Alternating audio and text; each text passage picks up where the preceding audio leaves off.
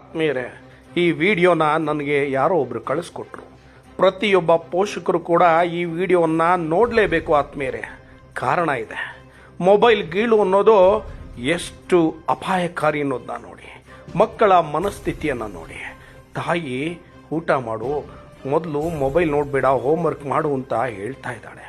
ಒಂದಷ್ಟು ಅದ್ಲಿಸ್ ಕೂಡ ಇದ್ದಾಳೆ. ಹದ್ಲಿಸ್ಬಿಟ್ಟು ಹಾಗೆ ಯಾವುದೋ ಒಂದು ಫೋನ್ ಬರುತ್ತೆ, ಆ ಫೋನನ್ನು ಎತ್ಕೊಂಡು ತಾಯಿ ಮಾತನಾಡ್ತಾ ಇರ್ತಾರೆ.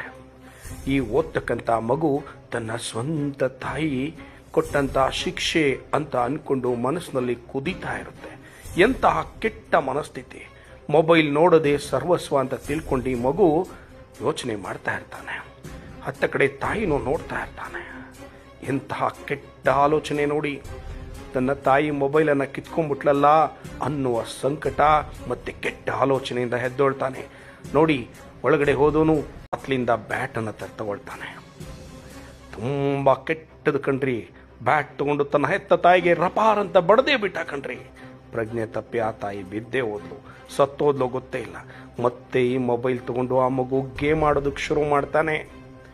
ಎಂತಹ ಸಮಾಜ, ನಾವೆಲ್ಲ ಎಲ್ಲೋಗ್ತಾ ಇದ್ದೀವಿ? ಎಂಥ ವ್ಯವಸ್ಥೆಯಲ್ಲಿದ್ದೇವೆ? ಪುಟ್ಟ ಮಕ್ಕಳನ್ನು ಇಷ್ಟೊಂದು ಕ್ರೂರವಾಗಿ ಈ ಮೊಬೈಲು ಬಳಸ್ಕೊಳ್ತಾ ಇದೆ ಅಂದರೆ ಎಂಥ ವ್ಯವಸ್ಥೆಯಲ್ಲಿ ಬದುಕ್ತಾ ಇದ್ದೇವೆ ಆತ್ಮೀಯರೇ.